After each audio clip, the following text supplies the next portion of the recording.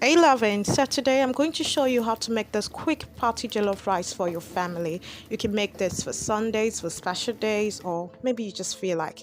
So you can see I'm making use of bell peppers, cayenne pepper, scotch bonnet, and some tomato. You blend it to a smooth paste and then you cook it to steam out the water. For my meat, I'm going to be using all this. So what you have to do now is cook your meat. So I showed you that I'm going to be using thyme.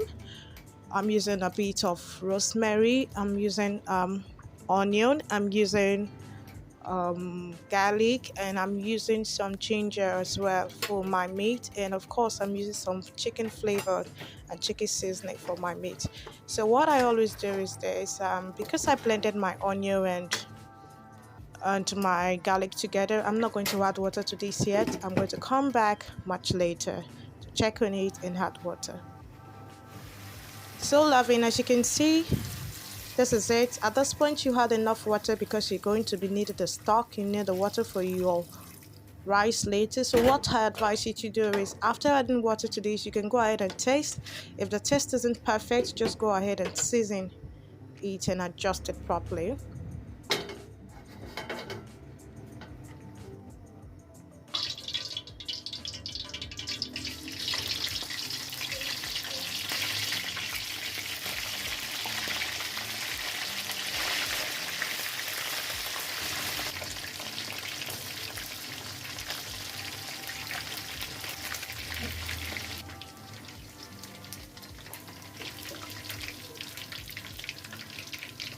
Now that you're done frying the chicken, don't take out the oil because you're going to need it. It always tastes better when you use infused oil with chicken flavors and all that. So you can see I just fried my onion, and I'm going to come in with my tomato paste.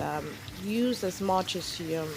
It depends on the quantity of rice you actually make it. That's what determines the quantity of tomato paste, or what you call tin tomato, that you've been needing. So you're going to fry this till it begins to taste a little bit sweet. I like doing this. I like adding thyme to my tomato when frying it. It gives it a lovely flavor, and you just have to be stirring this so to avoid burning. Now that this is ready, I'm going to bring in my blended peppers and tomato. Remember the one I steamed? This is it. So you just bring it in and you allow it to fry. And please be careful. You need to be stirring this from time to time to avoid burning.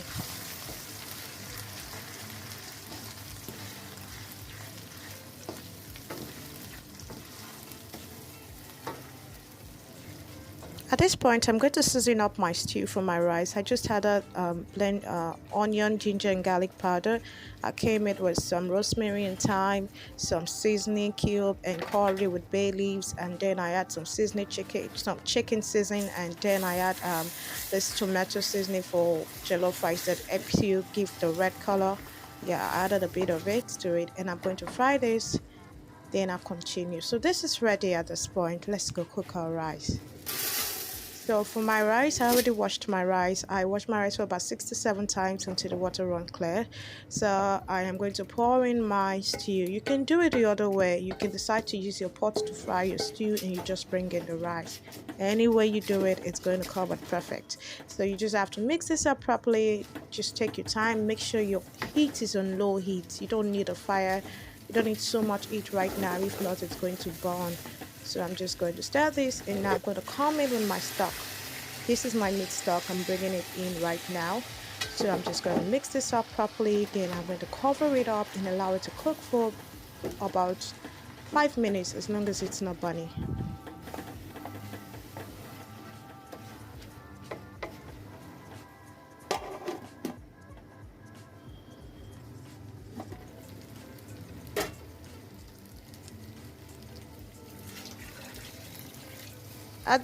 Guys, at this point, I want to add enough water to cook my rice. So the secret is this: in case you don't know your measurement, you don't know how much water to add, just always remember that your water should be on the same level with your rice or slightly above your rice. You should just cover your rice. That's all. You don't need so much water for jollof rice. All you need is heat. So just make sure the water covers the rice, and that will be perfect.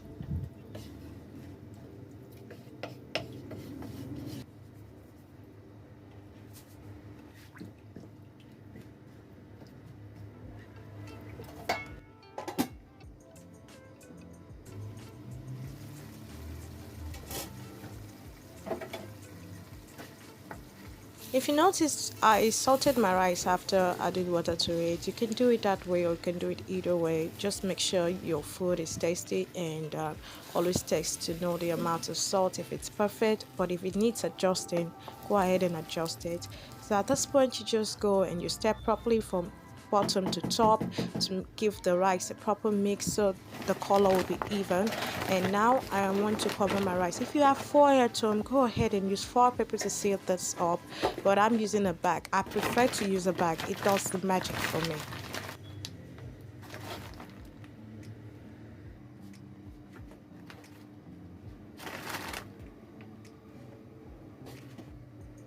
So we're still in the process of turning our rice. You might wonder why turn so much. Well, I'll tell you this for free.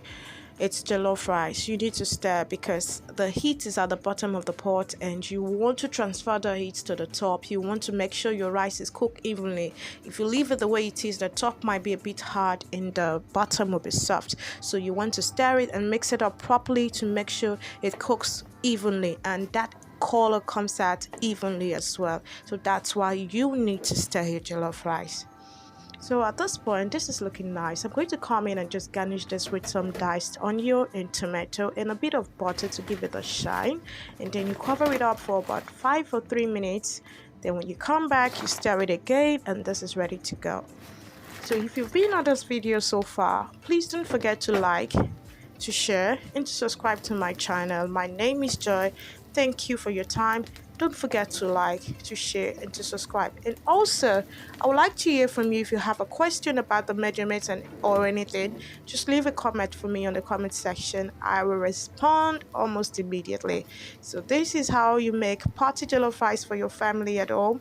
I really enjoyed this, and you go ahead, you serve it with any protein of your choice, and you just have a loving afternoon or evening, whatever time it is, guys. Have a loving day. I love you all, and bye for now.